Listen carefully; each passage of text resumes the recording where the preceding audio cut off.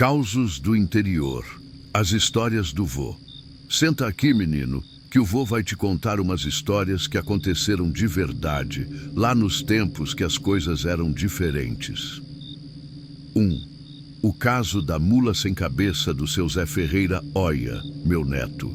Isso que vou te contar aconteceu lá pelos idos de 1952, quando eu era mais novo que você hoje. Tinha um sujeito aqui na nossa cidadezinha, o seu Zé Ferreira, que era conhecido por ser meio assombrado das ideias. Morava numa casinha de taipa, lá no fim da rua, sozinho que nem cachorro sem dono. Todo mundo sabia que o Zé tinha uns costumes esquisitos. Toda sexta-feira, pontualmente às 11 horas da noite, ele saía de casa com uma lamparina na mão e ia caminhando devagar pela estrada velha que levava ao cemitério. Ninguém sabia direito o que ele ia fazer lá, mas as comadres todas cochichavam que ele tinha pacto com o capeta. Pois bem, numa dessas sextas-feiras, estava eu voltando de uma pescaria no rio, porque naquele tempo a gente pescava até tarde da noite, não tinha essa frescura não, quando avistei uma figura estranha no meio da estrada. Era uma mula preta, grandona, sem cabeça, que vinha galopando feito louca, soltando fogo pelas ventas onde deveria estar o focinho. Meu coração quase saltou pela boca. Me escondi atrás de uma moita de bambu e fiquei lá quietinho rezando, baixinho, um Pai Nosso.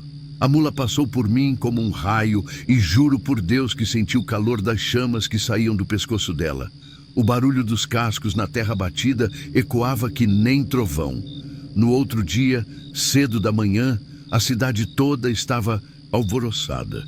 O seu Zé Ferreira tinha aparecido desmaiado na porta da igreja, com a roupa toda rasgada e cheirando a enxofre. Quando acordou, estava delirando, falando que tinha sido perseguido por uma assombração terrível. A partir daquele dia, o Zé nunca mais saiu de casa nas sextas-feiras. E eu, sempre que passo por aquela estrada velha, ainda sinto um arrepio na espinha e aperto o passo. Porque tem coisas neste mundo, meu filho, que a gente não consegue explicar, mas que são mais reais que o chão que pisamos. 2. A história do lobisomem, do Coronel Antônio. Agora vou te contar uma história que vai fazer você dormir de luz acesa por uma semana. Aconteceu lá na fazenda do Coronel Antônio, um homem poderoso que tinha mais terras que vista alcançava. Mas o coronel tinha um segredo terrível, que só nós da família ficamos sabendo depois que ele morreu. O coronel tinha 7 filhos homens, todos eles bem apessoados e trabalhadores. Mas o mais novo, o Chico, era diferente dos outros. Era mais calado, tinha uns olhos meio amarelados e uma pelugem estranha que crescia nas costas das mãos. As pessoas da fazenda começaram a reparar que toda lua cheia, o menino sumia de casa e só voltava no outro dia de manhã, com as roupas rasgadas e sujeira debaixo das unhas. Começaram a aparecer ovelhas mortas nos pastos, sempre dilaceradas de um jeito estranho, como se um animal selvagem tivesse atacado. Mas o que intrigava todo mundo era que as marcas dos dentes eram muito grandes, maiores que as de qualquer cachorro ou onça da região. Uma noite, o vaqueiro mais velho da fazenda, o seu Chico Preto, decidiu descobrir o que estava acontecendo. Ele se escondeu no pasto com uma espingarda carregada e ficou esperando. Lá pelas 2 horas da madrugada, quando a lua estava bem cheia e clara, ele viu uma criatura horrorosa se aproximando do rebanho. Era um bicho que parecia meio homem, meio lobo, andando às vezes em 2 patas, às vezes em 4. Tinha o corpo coberto de pelos escuros, orelhas pontudas e presas enormes que brilhavam no luar.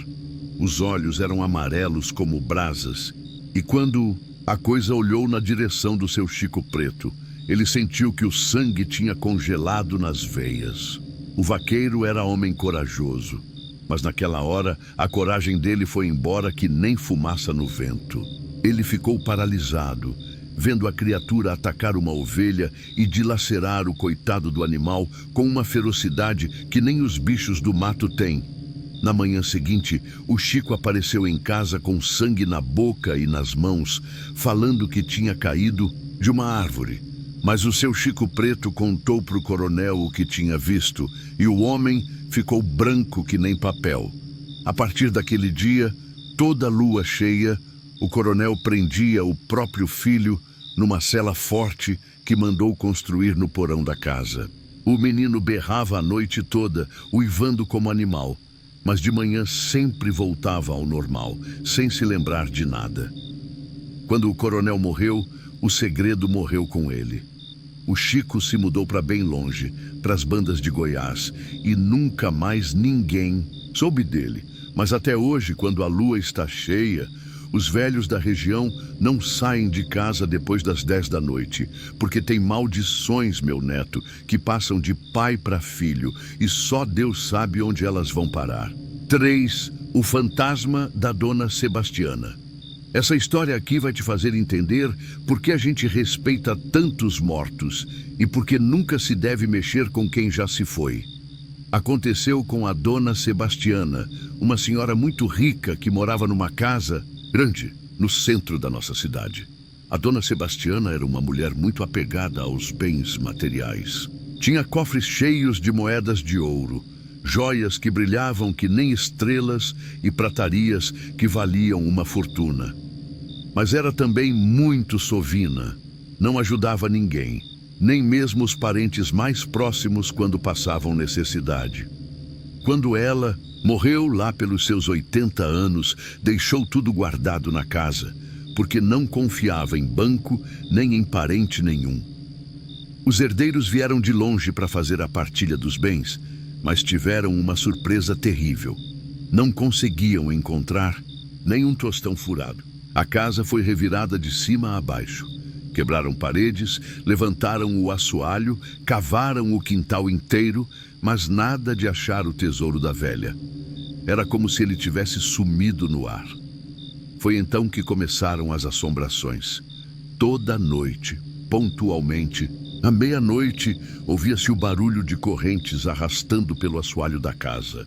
As portas se abriam e fechavam sozinhas, e uma figura vestida de preto caminhava pelos corredores, carregando uma lamparina que dava uma luz azulada e fria. Os herdeiros tentaram morar na casa, mas não conseguiam dormir. A Dona Sebastiana aparecia no pé da cama deles, apontando o dedo ossudo e sussurrando palavras que ninguém entendia. Os mais corajosos tentaram falar com ela, perguntar onde estava o dinheiro, mas o fantasma só balançava a cabeça e desaparecia. A casa ficou abandonada por anos. As crianças não passavam nem perto e os adultos faziam o sinal da cruz quando tinham que passar pela frente. Até que um dia apareceu um padre novo na cidade, o Padre João, que disse que ia resolver aquela situação. O padre foi até a casa numa sexta-feira à noite, levando água benta, uma cruz e a Bíblia. Ficou lá rezando a noite toda e de manhã contou que tinha conversado com a alma da Dona Sebastiana. Ela estava presa à casa por causa do apego excessivo aos bens materiais e não conseguia descansar em paz. O padre descobriu que o tesouro estava enterrado embaixo de uma mangueira no fundo do quintal, dentro de 3 latas de querosene.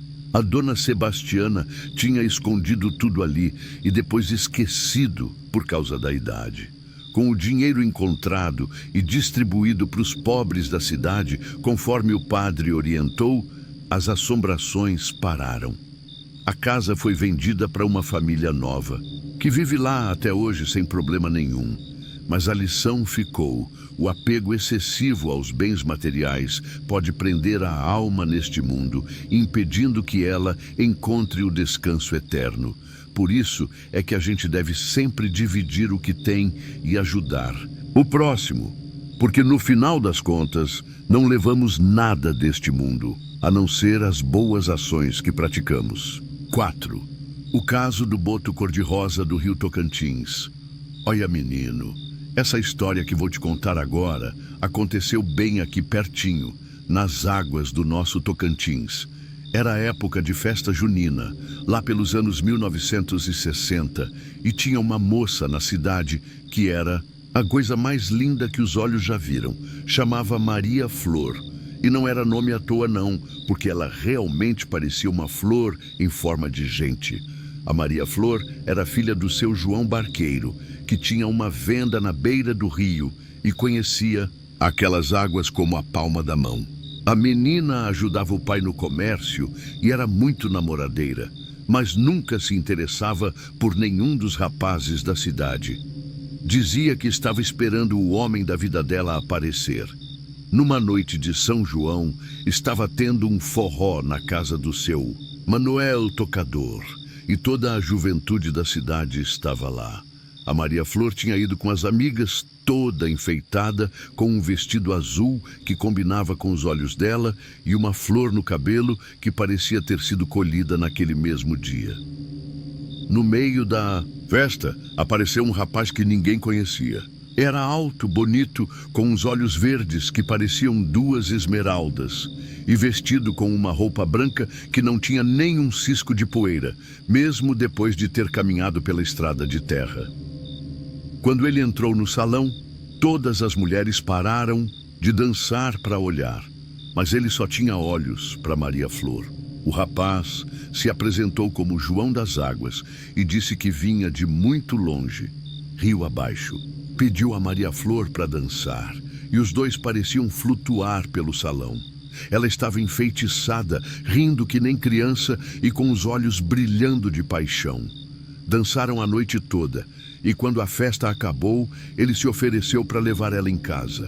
O seu João Barqueiro estava esperando a filha na porta de casa, preocupado com a demora. Quando viu a filha chegando acompanhada daquele rapaz desconhecido, acendeu o candeeiro para ver melhor.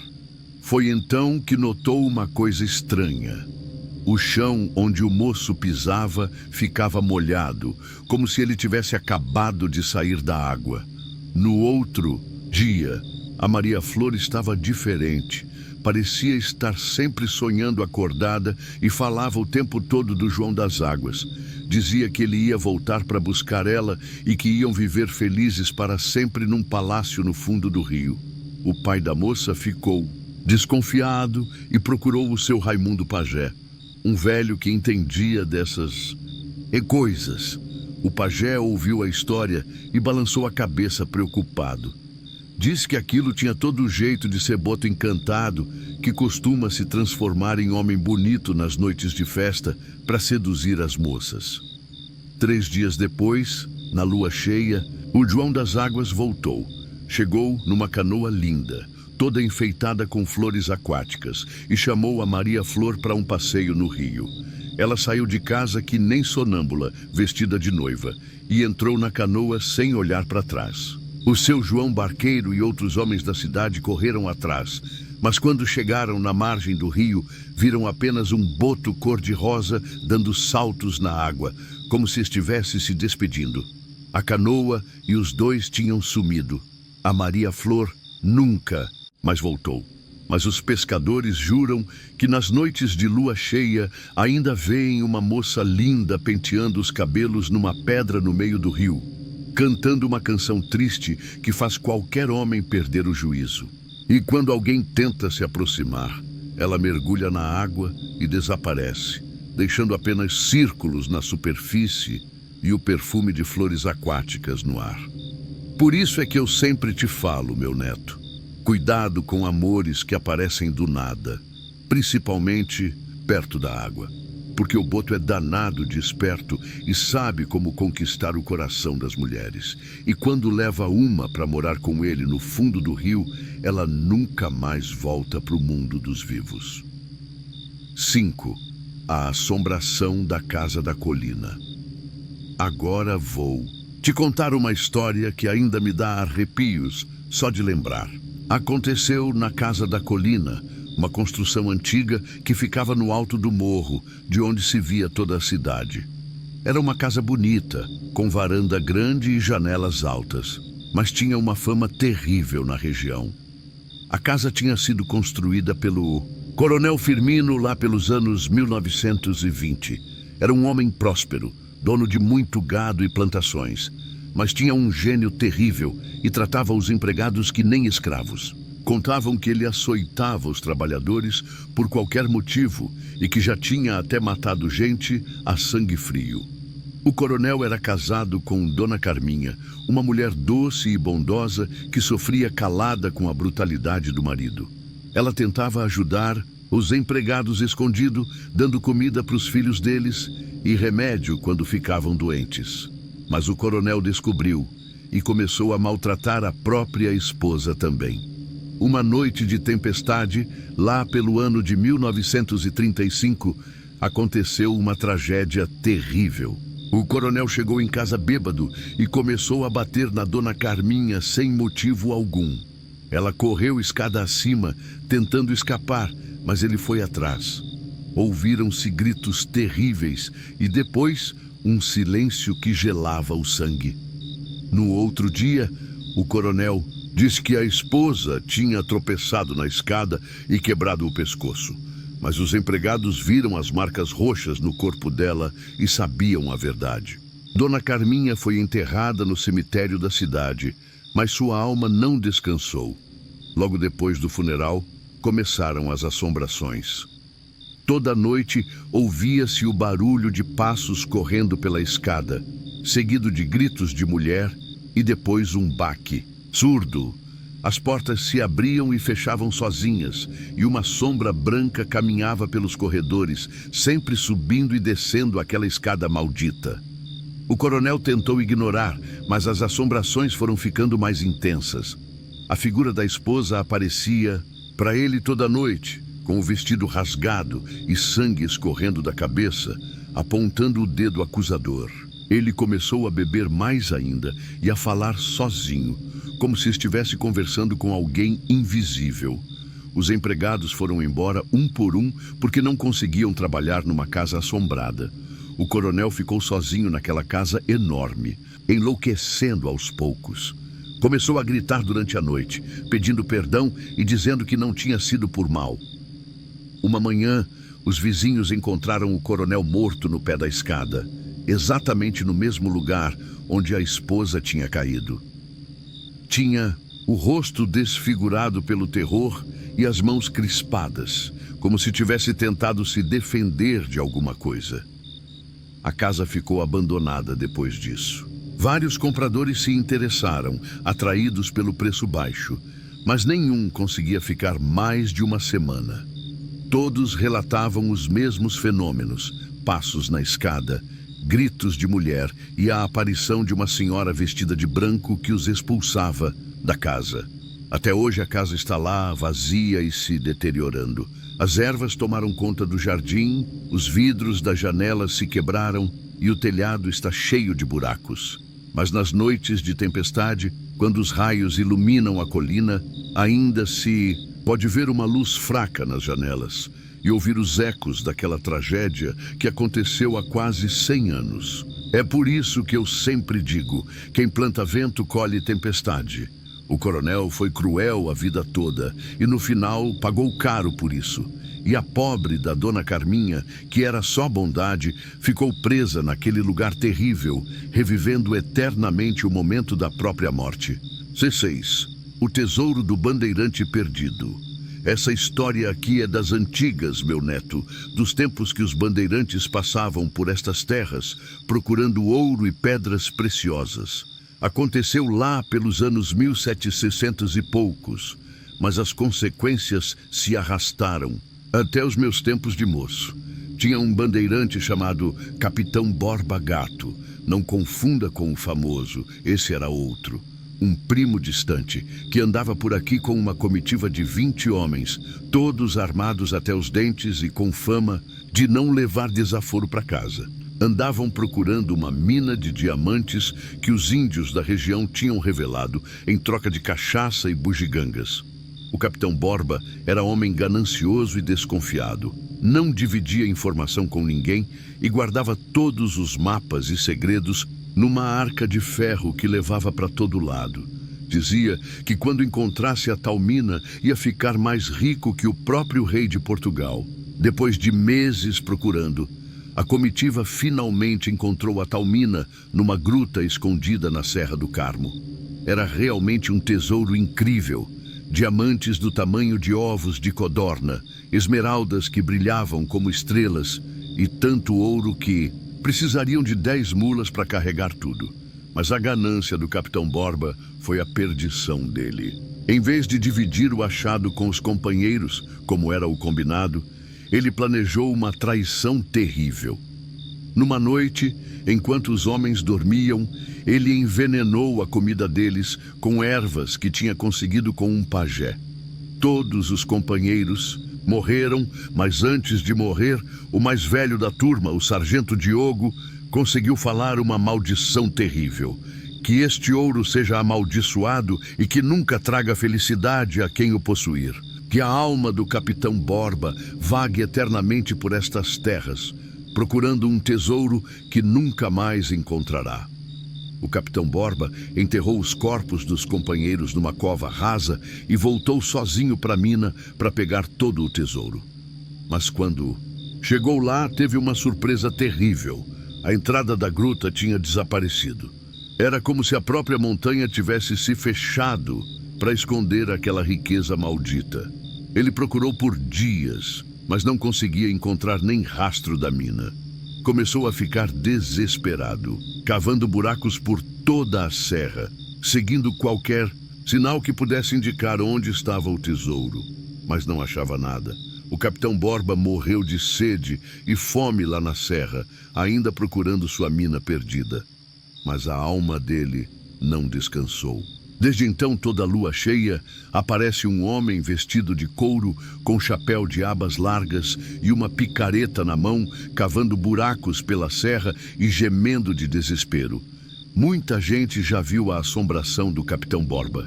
Meu próprio avô, que, Deus o tenha, encontrou com ele uma vez quando estava caçando na serra. Disse que o fantasma olhou para ele com uns olhos cheios de desespero e perguntou se tinha visto uma mina de diamantes por ali. Meu avô correu tanto que chegou em casa sem fôlego. Até hoje, quando alguém encontra uma pepita de ouro ou uma pedra preciosa naquela região, as coisas começam a dar errado na vida da pessoa. Parece que a maldição do sargento Diogo ainda funciona e que aquele tesouro realmente está amaldiçoado. Por isso é que eu sempre digo, dinheiro que vem do mal, pro mal vai. A ganância cega o homem e faz ele cometer atrocidades que vão assombrar a alma dele pela eternidade. O Capitão Borba podia ter dividido o tesouro e vivido feliz, mas preferiu a traição e acabou condenado a procurar eternamente aquilo que ele mesmo perdeu. 7. A lenda do carro fantasma da Estrada Velha. Vou te contar agora uma história mais recente que aconteceu já nos anos 1970, quando começaram a aparecer os primeiros carros por aqui. Era uma época de mudanças, meu neto, quando o progresso estava chegando no interior, mas ainda existiam lugares onde o sobrenatural e o moderno se misturavam de forma assustadora. Tinha um jovem na cidade chamado Antônio, filho do dono do cartório, que tinha conseguido comprar o primeiro carro da região. Um Fusca azul, zerinho em folha, que ele cuidava como se fosse um filho. O Antônio era rapaz trabalhador, mas tinha um defeito terrível. Era muito mulherengo e gostava de correr pelas estradas de madrugada só para impressionar as moças. A namorada oficial dele era a Rosinha, filha do farmacêutico, uma menina direita e de família. Mas o Antônio não se contentava só com ela. Toda semana aparecia com uma moça diferente no banco do carona, sempre prometendo casamento e vida boa para quem quisesse fugir com ele. Uma dessas moças era a Conceição, uma menina simples do interior que trabalhava na casa de uma família rica. O Antônio a seduziu com promessas de que ia tirar ela daquela vida de empregada e que iam viver felizes na cidade grande. A coitada da Conceição acreditou e marcou um encontro com ele na Estrada Velha para fugirem juntos. Na noite marcada, Lá estava a Conceição esperando na beira da estrada, com uma trouxinha de roupa e o coração cheio de esperança. O Antônio chegou pontualmente na meia-noite, mas quando a menina entrou no carro, percebeu que ele estava bêbado e com um cheiro forte de cachaça. A Conceição pediu para ele não dirigir naquele estado, mas o Antônio riu e disse que sabia dirigir melhor bêbado do que a maioria sóbria. Pisou fundo no acelerador e saiu em disparada pela estrada de terra, levantando uma nuvem de poeira. A estrada velha era cheia de curvas perigosas e tinha um precipício de um lado. O Antônio estava dirigindo feito louco, cantando e rindo, enquanto a Conceição se agarrava no banco rezando baixinho. Numa curva fechada, o carro derrapou na terra solta e despencou ribanceira abaixo. O acidente foi terrível. O Fusca capotou várias vezes antes de se espatifar contra uma árvore grande. O Antônio morreu na hora, com o peito esmagado pelo volante. A Conceição ficou agonizando por algumas horas, chamando pela mãe e pedindo perdão pelos pecados antes de entregar a alma a Deus. Os corpos só foram encontrados 3 dias depois, quando a família do Antônio estranhou o sumiço dele. O Fusca estava completamente destruído, mais parecendo um monte de ferro retorcido do que um carro. Mas a história não acabou por aí. Logo depois do enterro, começaram a aparecer relatos estranhos na estrada velha. Motoristas que passavam por lá de madrugada juravam ver um Fusca azul correndo em alta velocidade, sempre na direção do precipício. O carro fantasma sempre aparecia na mesma hora, meia-noite em ponto, e fazia o mesmo percurso fatal. Quem conseguia ver o interior do veículo dizia que havia um rapaz jovem dirigindo e uma moça no banco do carona, os dois parecendo estar discutindo sobre alguma coisa. O mais assustador é que o carro fantasma às vezes perseguia outros veículos, como se o motorista fantasma quisesse fazer companhia na viagem para o além. Vários caminhoneiros relataram ter sido seguidos por aquele Fusca azul por quilômetros, até que ele simplesmente desaparecia numa curva. Teve até um caso de um motorista que parou para dar carona para um rapaz na beira da estrada. O jovem entrou no carro, disse que se chamava Antônio e que estava indo encontrar a namorada. Conversaram por alguns minutos, até que o motorista olhou para o lado e viu que o banco estava vazio. O rapaz tinha sumido, deixando apenas um cheiro forte de cachaça no ar. A prefeitura até tentou asfaltar aquela estrada, pensando que isso ia acabar com as assombrações. Mas não adiantou nada. O Fusca fantasma continua aparecendo, agora correndo no asfalto liso, sempre fazendo o mesmo trajeto e sempre desaparecendo no local do acidente. É por isso que eu sempre te falo para tomar cuidado no trânsito e nunca dirigir depois de beber. O Antônio pagou caro pela irresponsabilidade dele e ainda por cima levou a pobre da Conceição junto. Agora, os dois estão condenados a repetir eternamente aquela viagem fatal, como um lembrete para quem quiser ver de que as consequências dos nossos atos podem nos perseguir mesmo depois da morte. 8. O mistério da onça pintada gigante. Essa história aqui, meu neto, aconteceu nos tempos que eu era mais novo, lá pelos anos 1950, quando ainda tinha muito mato por aqui e as onças desciam da serra para beber água no rio. Naquele tempo, a gente respeitava mais a natureza, porque sabia que ela tinha seus mistérios e seus perigos.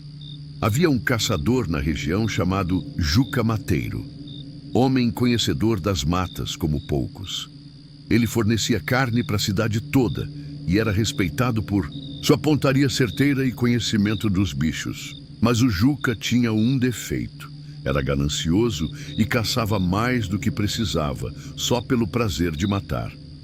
Começaram a aparecer rastros estranhos na mata, pegadas de onça, mas de um tamanho descomunal.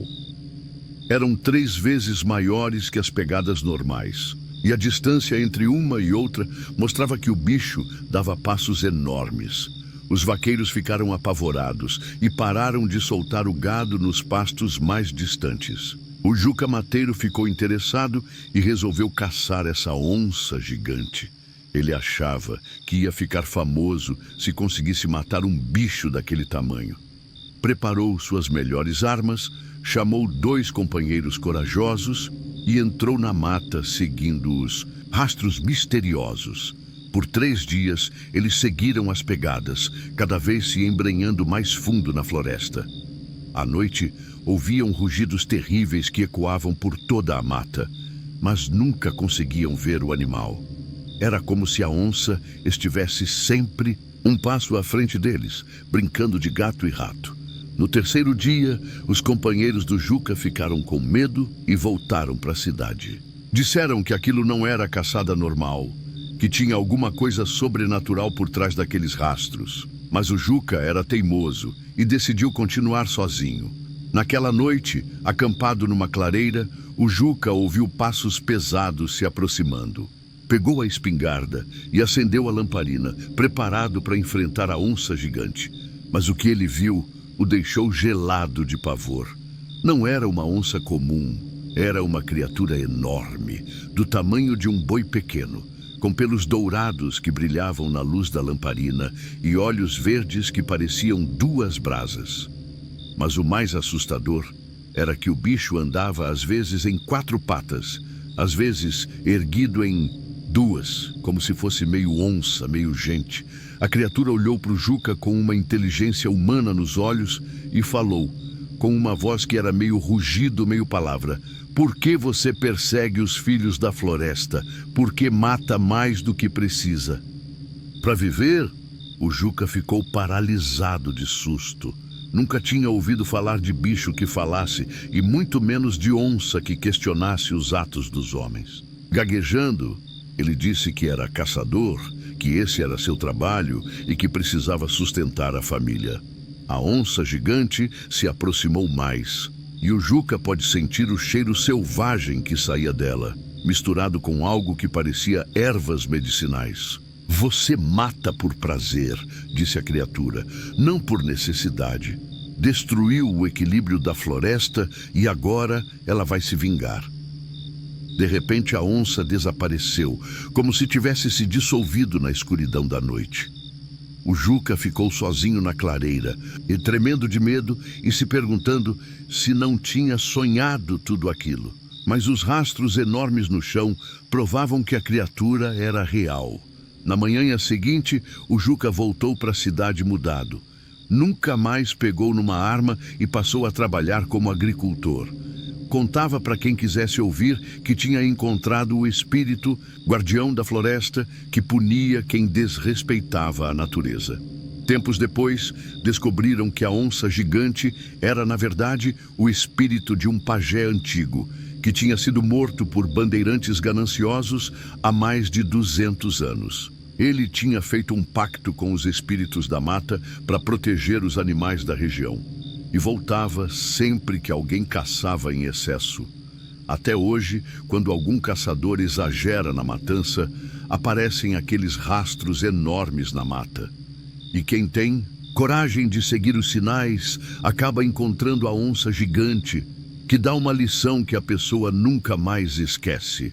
Porque a natureza, meu neto, tem suas próprias leis e quem não as respeita paga caro por isso. 9. A procissão dos mortos na Igreja Velha. Agora vou te contar uma das histórias mais arrepiantes que já ouvi na minha vida, que aconteceu na Igreja Velha que ficava no centro da cidade, antes dela ser demolida para construir a nova. Era uma igreja antiga, de pedra e cal, que tinha mais de 100 anos, e onde gerações inteiras tinham sido batizadas, casadas e veladas. O padre que cuidava da igreja naquele tempo era o padre Antônio, um homem santo e dedicado, que conhecia todos os paroquianos pelo nome e nunca negava ajuda a quem precisava. Mas o padre estava ficando velho e começou a notar coisas estranhas na igreja, principalmente nas noites de lua nova. Todo primeiro sábado do mês, exatamente à meia-noite, o padre ouvia o som do sino da igreja tocando sozinho. Não eram badaladas normais de chamada para missa, mas um toque lento e solene, como de finados. O padre levantava da cama e ia verificar, mas nunca encontrava ninguém no campanário. Uma noite, o padre Antônio resolveu ficar acordado para descobrir o que estava acontecendo. Se escondeu no confessionário e ficou esperando a meia-noite chegar. Quando o sino começou a tocar, ele viu uma visão que quase parou seu coração. A porta principal da igreja se abriu sozinha e começou a entrar uma procissão de pessoas vestidas de branco. Mas não eram pessoas vivas, eram os espíritos de todos aqueles que tinham sido velados naquela igreja ao longo dos anos. Vinham em silêncio, carregando velas que davam uma luz fria e azulada. Na frente da procissão, vinha o espírito de Dona Maria das Dores, uma beata que tinha morrido há 10 anos e que em vida nunca perdia uma novena. Atrás dela vinham dezenas de outras almas, crianças que tinham morrido pequenas, velhos que tinham partido de idade, jovens que tinham sido levados por doenças ou acidentes. Todos se dirigiram para os bancos da igreja e se ajoelharam como se estivessem participando de uma missa. Então apareceu no altar o espírito do padre Francisco, que tinha sido pároco da igreja 50 anos antes e que tinha morrido celebrando uma missa de domingo. O padre Francisco Fantasma começou a celebrar uma missa em latim, com a voz ecoando de forma sobrenatural pelas paredes da igreja. Os fiéis mortos respondiam em coro, suas vozes formando um murmúrio que gelava o sangue de quem ouvia. O padre Antônio ficou paralisado no confessionário, vendo aquela cena inexplicável. Queria sair correndo, mas as pernas não obedeciam. Ficou lá, rezando baixinho e pedindo proteção divina, até que a missa fantasma chegou ao fim. Quando a cerimônia acabou, todos os espíritos se levantaram e caminharam em direção à porta, sempre em silêncio. Antes de sair, Dona Maria das Dores olhou na direção do confessionário, onde o padre estava escondido, e fez o sinal da cruz, como se estivesse abençoando os vivos. A procissão saiu da igreja da mesma forma misteriosa que tinha entrado, e a porta se fechou sozinha. O sino parou de tocar, e tudo voltou ao silêncio normal da madrugada. O padre Antônio ficou no confessionário até o amanhecer, tremendo e rezando. No dia seguinte, o padre contou o que tinha visto para alguns fiéis, mais próximos, mas pediu para não espalharem a história, porque não queria assustar a comunidade.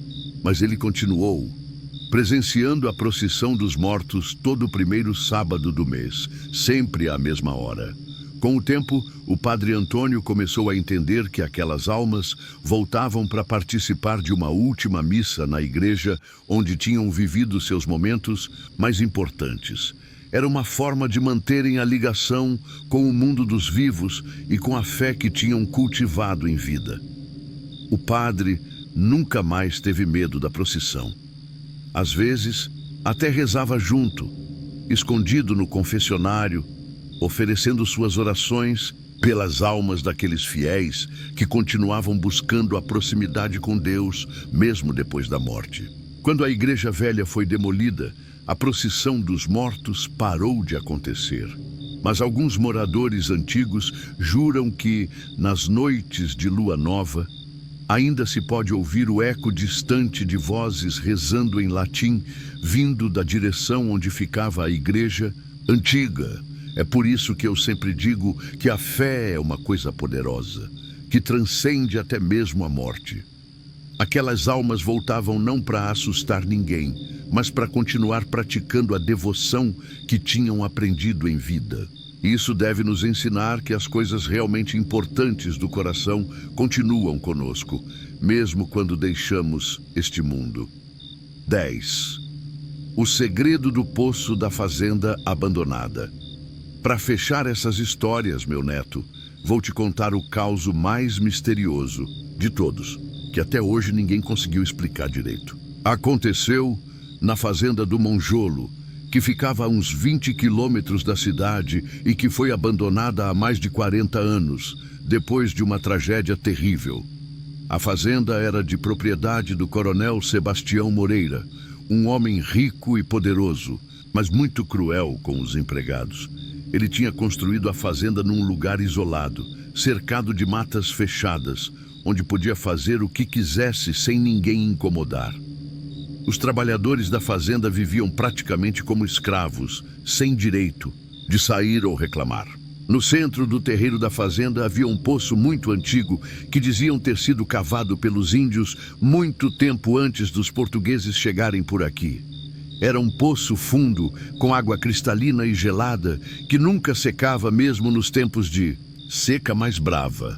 Mas tinha uma coisa estranha naquele poço. Ninguém conseguia ver o fundo dele, mesmo com a água sendo clara.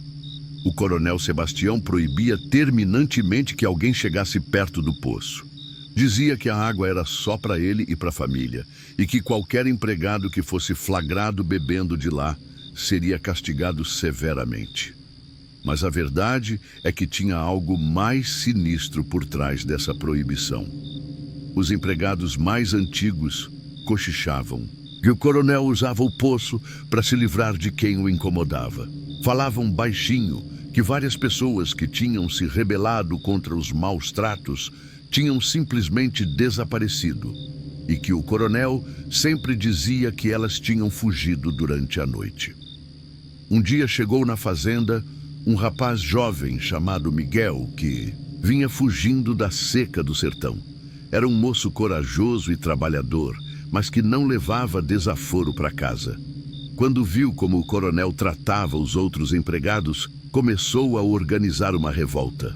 O Miguel descobriu que vários trabalhadores tinham realmente desaparecido misteriosamente e começou a desconfiar do poço. Uma noite, ele se escondeu para espionar o coronel e viu uma cena terrível. O homem estava jogando um saco pesado dentro do poço e pelo formato dava para perceber que tinha um corpo humano lá dentro. O rapaz tentou convencer os outros empregados a fugirem todos juntos e denunciarem o coronel para as autoridades. Mas antes que pudessem colocar o plano em prática, o Miguel também desapareceu. O coronel disse que ele tinha roubado dinheiro e fugido, mas ninguém acreditou. A partir daquele dia, começaram a acontecer coisas estranhas na fazenda. Toda noite, ouvia-se vozes vindo do poço, como se várias pessoas estivessem gritando lá no fundo. A água, que sempre tinha sido cristalina, começou a ficar turva e com um cheiro ruim. Os empregados que restavam ficaram apavorados e começaram a fugir da fazenda. Em poucos meses, o coronel Sebastião ficou sozinho naquele lugar isolado, sem ninguém para trabalhar para ele. Mas o pior ainda estava por vir. Uma manhã, os vizinhos mais próximos encontraram o coronel morto na beira do poço, com uma expressão de terror no rosto e as roupas encharcadas. Parecia que ele tinha sido puxado para dentro da água e depois jogado para fora. Mas o estranho é que não tinha marca de violência no corpo. Ele tinha morrido de susto puro. A fazenda foi abandonada depois da morte do coronel. Os herdeiros tentaram vender, mas ninguém queria comprar um lugar com fama de assombrado. Com o tempo, o mato tomou conta de tudo e a casa grande virou ruína. Mas o poço continuou lá e as coisas estranhas não pararam. Caçadores que passavam pela região relatavam ouvir vozes vindo do poço abandonado, sempre pedindo justiça e vingança. Alguns mais corajosos tentaram investigar, mas quando chegavam perto da água, viam rostos humanos refletidos na superfície, rostos de pessoas que tinham morrido há muito tempo. Teve até quem tentasse tampar o poço com pedras e terra, mas no outro dia ele sempre estava limpo e aberto de novo, como se forças invisíveis removessem tudo durante a noite. A água continuava turva e com cheiro ruim, e diziam que quem bebesse dela ficava doente e começava a ter pesadelos terríveis. Até hoje, a fazenda continua abandonada, tomada pelo mato e pelos bichos. Mas o poço ainda está lá, guardando seus segredos terríveis. Os mais velhos da região dizem que as almas dos que morreram injustamente continuam presas naquele lugar esperando que alguém faça justiça e lhes dê o descanso eterno que merecem. É por isso que eu sempre te falo, meu neto. A injustiça pode até passar despercebida pelos homens, mas nunca escapa do julgamento divino. O coronel Sebastião pensou que podia fazer o que quisesse porque era rico e poderoso, mas no final pagou, caro pela crueldade. E aquelas pobres almas que ele matou ainda estão lá, lembrando para todo mundo que os crimes sempre cobram seu preço, nesta vida ou na outra. E assim, meu neto, terminam as histórias que ouvi ao longo da vida e que agora passo para você. São causos que nos ensinam sobre a vida, sobre o respeito que devemos ter uns pelos outros e pela natureza, e sobre as consequências dos nossos atos. Guarde bem essas lições, porque elas vão te acompanhar por toda a vida, assim como acompanharam seu velho avô. 11. A vingança do Curupira da Mata Fechada. Essa história aqui, meu neto, aconteceu com o meu compadre Zé do Carmo, homem que eu conhecia desde menino e que nunca mentiu na vida. Aconteceu lá pelos anos 1960, quando ainda tinha muito mato, virgem por estas bandas, e os bichos da floresta viviam em paz, longe da ganância dos homens. O Zé do Carmo era madeireiro, profissão que naquele tempo dava muito dinheiro, porque a cidade estava crescendo e precisava de madeira para construção. Ele tinha uma serraria pequena e trabalhava sempre com respeito pela natureza, cortando só o necessário e replantando mudas depois. Era homem direito, de palavra, e nunca derrubava árvore que não fosse usar.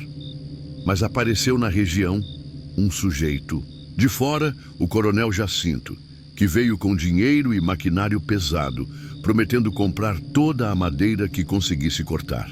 Ofereceu uma proposta tentadora para o Zé do Carmo.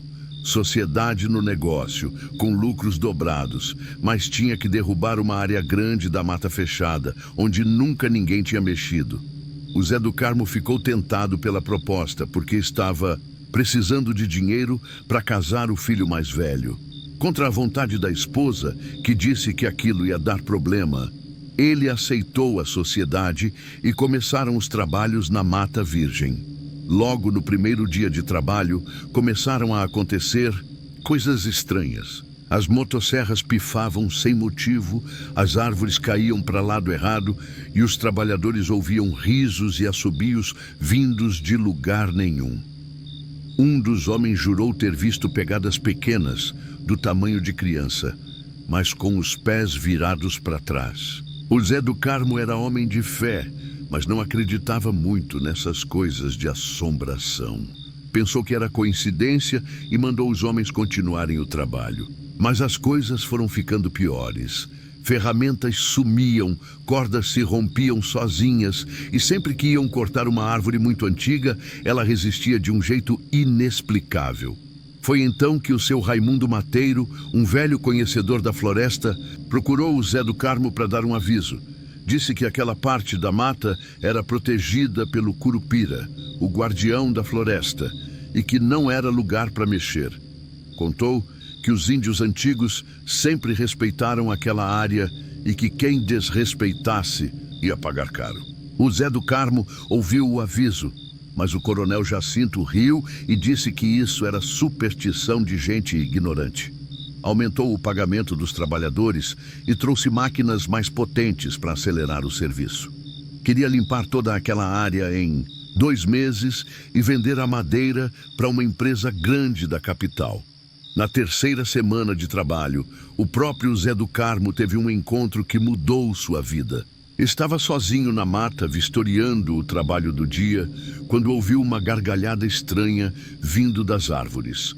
Olhou para cima e viu uma criaturinha pequena, do tamanho de um menino de 10 anos, mas com os pés virados para trás e coberta de pelos ruivos. A criatura pulou de árvore em árvore, sempre rindo, até parar num galho bem na frente do Zé do Carmo. Tinha olhos verdes e brilhantes, dentes pontudos e uma expressão que misturava travessura com raiva. "Por que você está destruindo a minha casa?" perguntou o Curupira, com uma voz que era meio criança, meio bicho do mato. O Zé do Carmo ficou paralisado, mas conseguiu gaguejar que precisava do dinheiro, que tinha família para sustentar. O Curupira balançou a cabeça tristemente e disse: dinheiro não se come, não se bebe, não dá sombra nem abrigo. Você está trocando a vida da floresta por papel colorido. O guardião da mata explicou que cada árvore derrubada era uma vida perdida, que os bichos estavam ficando sem casa, que os rios iam secar e que o equilíbrio da natureza estava sendo quebrado. Ofereceu um acordo. Se o Zé do Carmo parasse com a derrubada, ele mostraria onde havia uma nascente de água pura que nunca secava, que valia mais que toda aquela madeira. Mas o Zé do Carmo estava cego pela ganância e disse que precisava cumprir o contrato com o coronel. O Curupira ficou triste e avisou: então, você vai aprender na dor o valor daquilo que está destruindo. A floresta vai se vingar e você vai perder muito mais do que pode ganhar. No dia seguinte, começou a vingança da mata. Uma tempestade terrível caiu sobre a região, com ventos que derrubaram as máquinas e chuva que alagou tudo. Os rios transbordaram, levando embora pontes e estradas. O trabalho ficou parado por 2 semanas. Quando conseguiram voltar ao trabalho, descobriram que todas as árvores cortadas tinham brotado de novo durante a noite, como se tivessem ressuscitado. As toras que já estavam prontas para venda apodreceram de uma hora para outra, virando pó. Os trabalhadores começaram a adoecer com febres estranhas e pesadelos terríveis. O coronel Jacinto trouxe mais homens e máquinas, determinado a vencer a superstição. Mas a cada dia a situação piorava. As motosserras quebravam assim que tocavam nas árvores, os caminhões atolavam em lugares que antes eram secos e os homens se perdiam na mata, mesmo em trilhas conhecidas. O pior aconteceu quando tentaram cortar a árvore mais antiga da mata, um jequitibá centenário que era considerado sagrado pelos índios. No momento que a lâmina da motosserra tocou o tronco, um grito terrível ecoou por toda a floresta, como se a própria terra estivesse sofrendo. Naquela mesma noite, a casa do Zé do Carmo pegou fogo sem explicação. Ele perdeu tudo: a serraria, os equipamentos, as economias de uma vida inteira. A família teve que se mudar para a casa de parentes e o filho mais velho não pôde se casar, porque não tinha mais dinheiro para a festa. O coronel Jacinto também não escapou da vingança. Seus negócios começaram a dar errado um atrás do outro. As máquinas se quebraram todas e ele faliu em poucos meses. Saiu da região devendo dinheiro para todo mundo e nunca mais se ouviu falar dele. O Zé do Carmo, depois de perder tudo, procurou o seu Raimundo Mateiro para pedir conselho. O velho disse que a única forma de fazer as pazes com o Curupira era ir até a mata, pedir perdão e se comprometer a proteger a floresta pelo resto da vida. Com o coração cheio de arrependimento, o Zé do Carmo voltou à mata fechada. Encontrou o Curupira no mesmo lugar do primeiro encontro e se ajoelhou pedindo perdão. Prometeu que nunca mais ia cortar árvores sem necessidade e que ia dedicar o resto da vida a proteger a natureza. O Curupira olhou no fundo dos olhos dele e viu que o arrependimento era sincero. Perdoou o Zé do Carmo e mostrou a tal nascente de água pura que tinha prometido.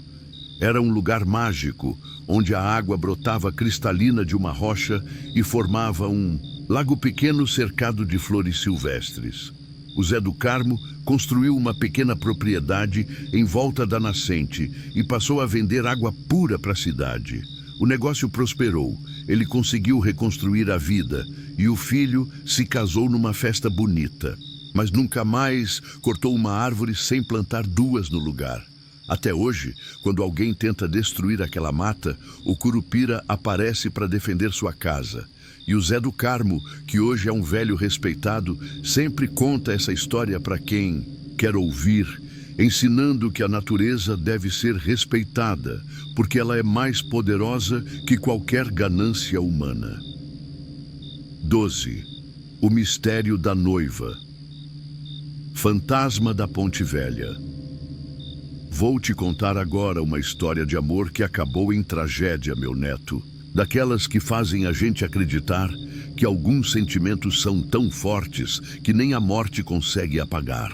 Aconteceu aqui mesmo na nossa cidade, na Ponte Velha que atravessa o rio, lá pelos anos 1940. Naquele tempo, a ponte era nova e bonita, feita de pedra e ferro, e era o orgulho da cidade. Foi construída para substituir a balsa velha que levava as pessoas de um lado para o outro do rio. Todo mundo ficou muito feliz, porque agora podiam atravessar a qualquer hora, chuva ou sol. Morava na cidade uma moça chamada Helena, filha do juiz da comarca, que era a criatura mais linda que já se viu por aqui. Tinha cabelos dourados como trigo maduro, olhos azuis como o céu de verão e um sorriso que iluminava qualquer ambiente. Todos os rapazes da região eram apaixonados por ela, mas a Helena só tinha olhos para um. O escolhido do coração dela era o Carlos Eduardo, um rapaz de família pobre que trabalhava como carpinteiro.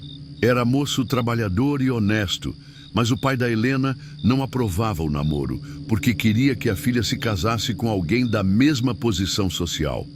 O juiz tinha escolhido um noivo para Helena, o Dr. Augusto, filho de fazendeiros ricos da região, formado em direito na capital. Era homem educado e de boas posses, mas a Helena não sentia nada por ele. O coração dela pertencia ao Carlos Eduardo e nada no mundo ia mudar isso. O casal se encontrava escondido na Ponte Velha, sempre no final da tarde, quando o sol estava se pondo e pintava o rio de dourado. Ali, eles conversavam sobre os sonhos de casar e ir embora para a cidade grande, onde ninguém ia se importar com diferenças sociais. O Dr. Augusto descobriu os encontros secretos e ficou furioso. Não por ciúmes, ele também não amava a Helena, queria só o casamento por interesse, mas porque se sentia humilhado. Um homem da posição dele sendo rejeitado por uma moça que preferia um carpinteiro pobre. Ele procurou o juiz e contou sobre os encontros na ponte. O pai da Helena ficou irado e proibiu a filha de sair de casa. Anunciou o noivado dela com o Dr. Augusto e marcou o casamento para dali a um mês, não dando tempo para Helena arquitetar nenhuma fuga. A moça ficou desesperada. Mandou um bilhete para o Carlos Eduardo através da empregada da casa, marcando um último encontro na ponte. Planejavam fugir juntos naquela mesma noite, pegar o trem da madrugada e ir embora para sempre. Na noite marcada, a Helena conseguiu sair de casa escondida, vestida com o vestido de noiva que a mãe tinha mandado fazer.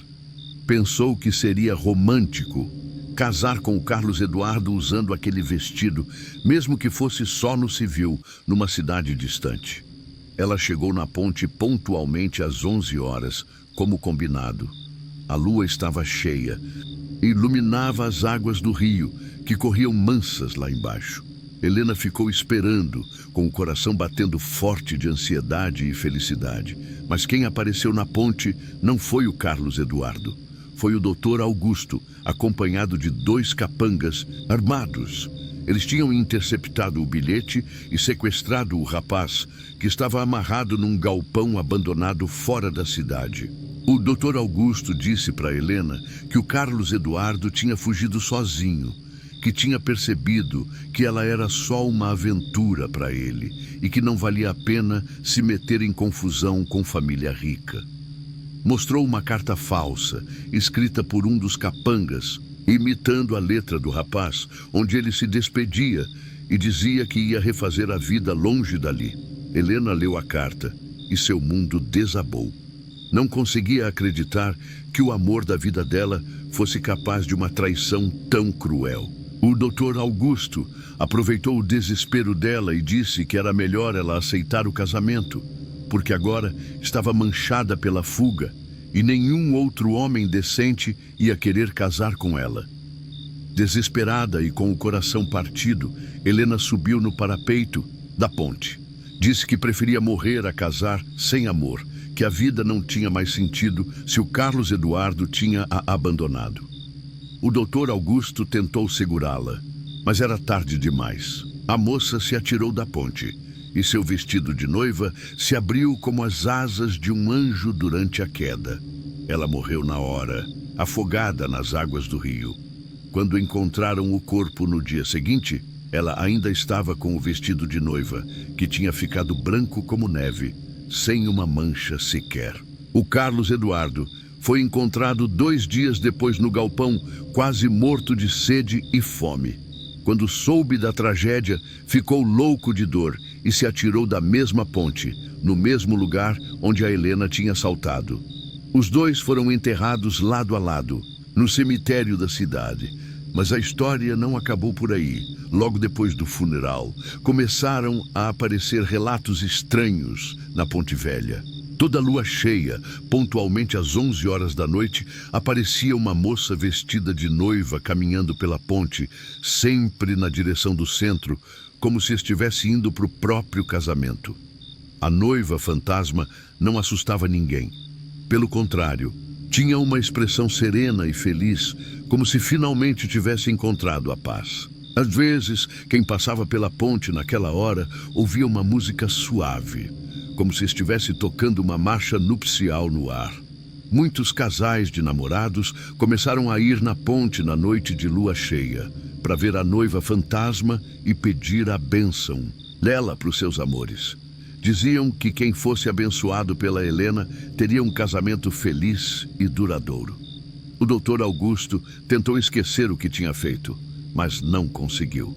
Começou a ter pesadelos terríveis, onde via a Helena se atirando da ponte todas as noites. Ficou alcoólatra, perdeu todos os bens no jogo e morreu sozinho e miserável, falando sozinho e pedindo perdão. Até hoje, nas noites de lua cheia, a noiva fantasma ainda aparece na Ponte Velha. Mas agora ela não está mais sozinha. Às vezes aparece acompanhada de um rapaz jovem e os dois caminham juntos de mãos dadas, como se finalmente tivessem se reencontrado no além. A ponte continua sendo um lugar de romances. Os casais vão lá para namorar e fazer promessas de amor eterno. E quando veem a noiva fantasma, não sentem medo, mas sim uma alegria estranha, como se estivessem na presença de um amor que nem a morte conseguiu separar. É por isso que eu sempre digo, meu neto, o amor verdadeiro é a força mais poderosa que existe. A Helena e o Carlos Eduardo se amaram tanto que conseguiram se encontrar mesmo depois da morte e agora vagam juntos pela eternidade, provando que alguns sentimentos são mais fortes que qualquer obstáculo, até mesmo que a própria morte. 13. A maldição do garimpo perdido. Essa história que vou te contar agora, menino, é sobre ganância e ambição. 2 sentimentos que podem levar o homem à perdição. Aconteceu lá pelos anos 1950, quando ainda corriam boatos sobre tesouros escondidos pelos bandeirantes e muita gente saía pelo mato procurando ouro e pedras preciosas. Tinha na nossa região um sujeito chamado Benedito Fortunato, e olha que o sobrenome não combinava nada com o destino dele. Era homem trabalhador, que tinha uma vendinha pequena no centro da cidade e vivia modestamente com a esposa, a dona Conceição, e os 3 filhos pequenos. O Benedito era obcecado por histórias de tesouros. Lia todos os livros sobre bandeirantes que conseguia encontrar, conversava com os velhos da região sobre lendas de minas perdidas e sonhava em encontrar uma fortuna que mudasse a vida da família para sempre. Um dia, apareceu na venda dele um velho garimpeiro chamado Seu Jacó. Homem acabado pela vida dura, com as mãos marcadas pela picareta e os olhos meio vidrados de tanto olhar o sol refletindo nas pedras. Disse que vinha do norte de Goiás e que conhecia histórias de fazer qualquer um ficar rico. O seu Jacó contou para o Benedito sobre um garimpo fabuloso que tinha encontrado anos atrás, numa serra isolada, 3 dias de viagem a cavalo da cidade.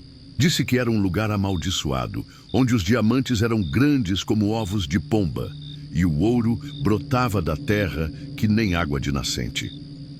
Segundo o velho, o garimpo tinha sido descoberto por uma expedição de bandeirantes lá pelos anos 1700. Eles tinham encontrado tanto ouro e pedras preciosas que não sabiam como carregar tudo.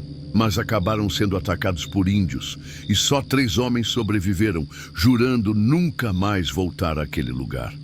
O seu Jacó disse que tinha achado o garimpo por acaso, quando estava fugindo de jagunços que queriam matá-lo por causa de uma dívida de jogo. Ficou escondido lá por uma semana e encheu os bolsos de diamantes e pepitas de ouro.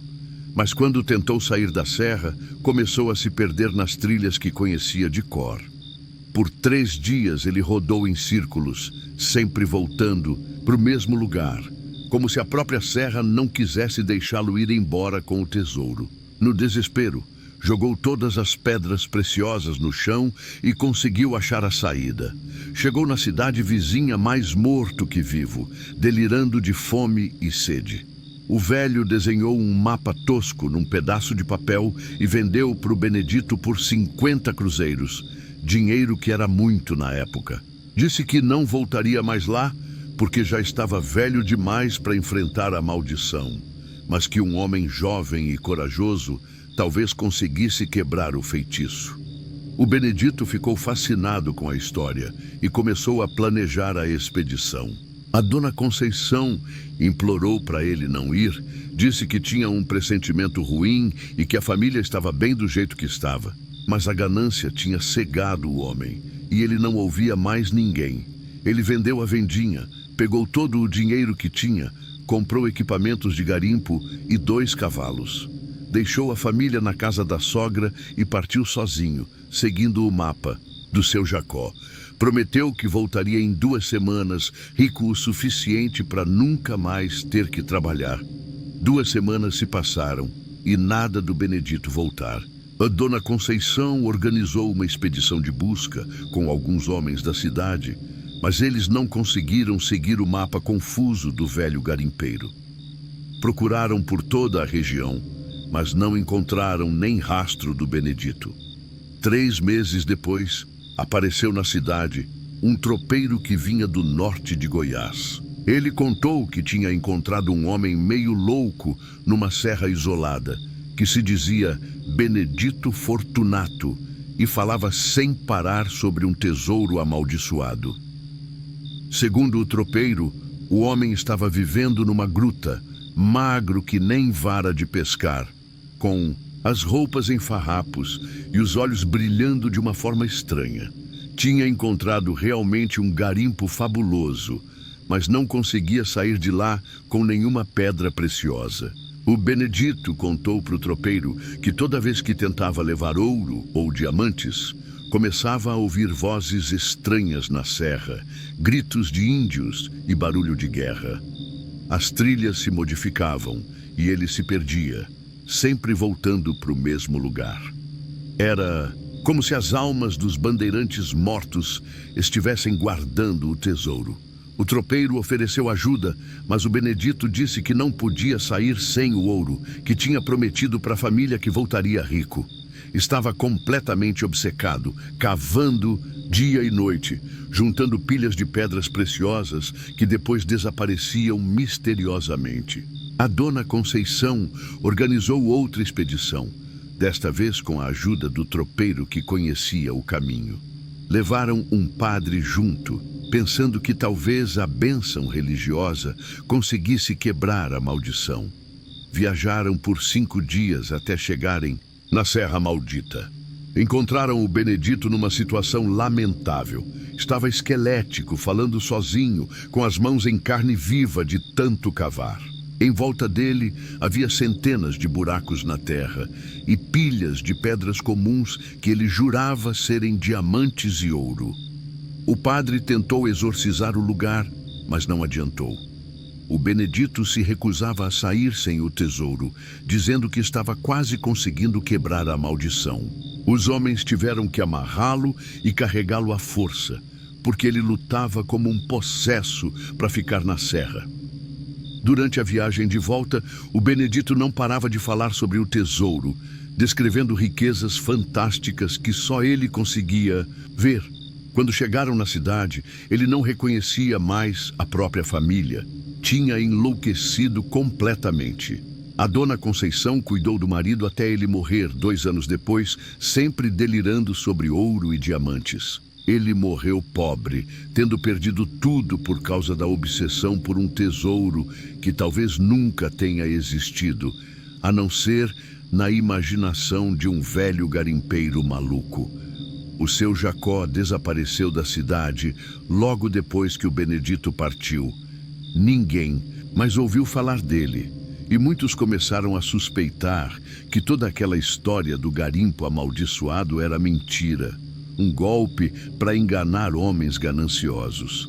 Mas outros juravam que a serra realmente era assombrada, que as almas dos bandeirantes, mortos ainda guardavam seus tesouros, e que qualquer um que tentasse roubar aquelas riquezas seria castigado com a loucura ou a morte. Até hoje, quando alguém desaparece na região procurando tesouros, os velhos da cidade balançam a cabeça e falam: foi atrás do garimpo do Benedito Fortunato. Porque a história dele virou lenda, um aviso sobre os perigos da ganância e da ambição desmedida. É por isso que eu sempre te falo, meu neto, contentamento é riqueza que não acaba. O Benedito tinha uma família boa, um comércio que dava para viver com dignidade e a saúde em dia. Mas quis mais e no final perdeu tudo, até a própria sanidade. A verdadeira fortuna está nas coisas simples da vida: família, saúde, amigos e um trabalho honesto. 14. Os segredos das luzes dançantes do cemitério. Para fechar essas histórias, meu neto, vou te contar o caos mais misterioso que já presenciei na minha vida, que até hoje me deixa arrepiado só de lembrar. Aconteceu no cemitério velho da cidade, numa época em que eu era jovem e não acreditava muito nessas coisas de assombração. Era a véspera do dia de finados, lá pelos anos 1955, e eu tinha ido para o cemitério de Tardinha para limpar o túmulo dos meus pais, que Deus os tenha. Naquele tempo, as famílias cuidavam pessoalmente dos túmulos. Não tinha essa história de contratar gente para fazer o serviço. O cemitério velho ficava num terreno alto, cercado de ipês amarelos que ficavam lindos na época da florada. Era um lugar tranquilo durante o dia, mas que ganhava um aspecto sombrio quando o sol começava a se pôr. As sombras das árvores se alongavam entre os túmulos, criando formas estranhas que pareciam se mover. Eu estava terminando de arrancar o mato e colocar flores frescas no túmulo quando começou a escurecer. Era hora de ir embora, mas resolvi fazer uma oração pelos meus falecidos antes de sair. Foi quando notei uma coisa estranha. Pequenas luzes, azuladas, começaram a aparecer entre os túmulos. No começo pensei que fossem vagalumes, porque era a época deles por aqui. Mas as luzes eram diferentes, tinham um brilho mais intenso e se moviam de forma organizada, como se tivessem propósito. Pareciam dançar no ar, subindo e descendo, se aproximando e se afastando dos túmulos. Fiquei curioso e resolvi observar. Melhor, escondido atrás de um jazigo grande. As luzes foram ficando mais numerosas, até que o cemitério inteiro estava iluminado por centenas delas. Era um espetáculo bonito e assustador ao mesmo tempo. Foi então que percebi que as luzes não apareciam aleatoriamente. Elas brotavam dos túmulos mais antigos, principalmente daqueles onde estavam enterradas pessoas que tinham morrido de forma trágica ou violenta. Era como se essas almas tivessem mais energia para se manifestar no mundo dos vivos. Uma das luzes Mais brilhante saía do túmulo do Coronel Matias, um fazendeiro que tinha sido assassinado por jagunços há 20 anos. A luz subia do túmulo dele e ficava flutuando ali perto, pulsando como um coração. Outras luzes vinham de sepulturas de crianças que tinham morrido muito novas e de mulheres que tinham falecido no parto. Eu estava fascinado com aquela visão. Quando uma das luzes começou a se aproximar de onde eu estava escondido. Era uma luz dourada, mais suave que as outras, que parecia ter uma aura de paz e tranquilidade. Quando ela chegou perto de mim, senti uma sensação estranha, como se alguém conhecido estivesse me visitando. De repente, reconheci de onde vinha aquela luz. Era do túmulo da minha avó Benedita, que tinha criado a mim e meus irmãos depois que nossos pais morreram. Ela tinha sido uma mulher muito religiosa e bondosa, que sempre dizia que ia cuidar da família mesmo depois de morrer. A luz da vovó Benedita ficou flutuando na minha frente e eu senti que ela estava tentando me dizer alguma coisa. Não ouvi palavras, mas entendi perfeitamente a mensagem. Ela estava bem, em paz e continuava zelando por todos nós. Era uma forma de comunicação que ia além das palavras, direto do coração para coração. Outras luzes começaram a se aproximar e percebi que cada uma tinha uma personalidade diferente. Algumas eram inquietas, pulsando rapidamente, como se fossem almas que não tinham encontrado descanso. Outras eram serenas, brilhando suavemente, como se fossem espíritos em paz. Havia luzes que pareciam brincalhonas, dançando no ar como crianças, e outras que eram melancólicas, flutuando devagar entre os túmulos. Cada alma mantinha na morte as características que tinha em vida, só que agora se manifestavam através daquela energia luminosa. De repente, ouvi o som da sineta da igreja batendo 9 horas, e todas as luzes começaram a se recolher. Uma por uma, elas voltaram para os túmulos de origem, mergulhando na terra como se estivessem voltando para casa. Em poucos minutos, o cemitério voltou à escuridão normal da noite. Fiquei ali parado, tentando processar o que tinha visto. Não sentia medo, mas sim uma profunda emoção, como se tivesse presenciado algo sagrado e misterioso. Era como se o véu entre o mundo dos vivos e dos mortos tivesse se aberto por alguns instantes, permitindo que as duas realidades se tocassem. No dia seguinte, que era dia de finados mesmo, voltei ao cemitério e contei a experiência para o seu João Coveiro, um velho que trabalhava lá há mais de 40 anos. Ele não se espantou nada com minha história e disse que as luzes apareciam sempre nas vésperas de datas importantes para os mortos. O seu João explicou que muitas pessoas já tinham visto as luzes dançantes, mas poucas tinham coragem de contar, com medo de serem chamadas de loucas. Ele mesmo via as luzes regularmente e tinha aprendido a interpretar os sinais. Luzes agitadas significavam almas perturbadas. Luzes serenas eram espíritos em paz. Ele contou que as luzes eram mais intensas nas vésperas do dia de finados, Mandunushi, Natal e na Semana Santa, datas em que a ligação entre os mundos fica mais forte. Também apareciam quando alguém da família dos mortos estava passando por problemas, como se as almas quisessem ajudar ou consolar. O coveiro me ensinou que não havia nada a temer nas luzes dançantes. Elas eram manifestações de amor e cuidado dos que já se foram, uma prova de que a morte não rompe completamente os laços familiares. As almas continuam zelando pelos entes queridos, só que de uma forma diferente.